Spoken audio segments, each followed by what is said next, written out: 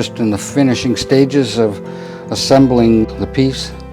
The perimeter of it, or the border, two types of lead. Some is what they call H-came, it's like the letter H.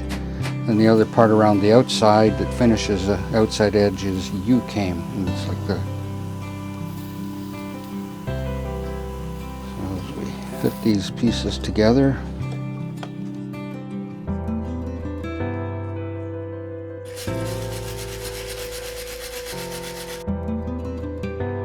they call it's a patina, and it's mild acid that reacts with the solder and tin and that, and kind of corrodes it or ages it.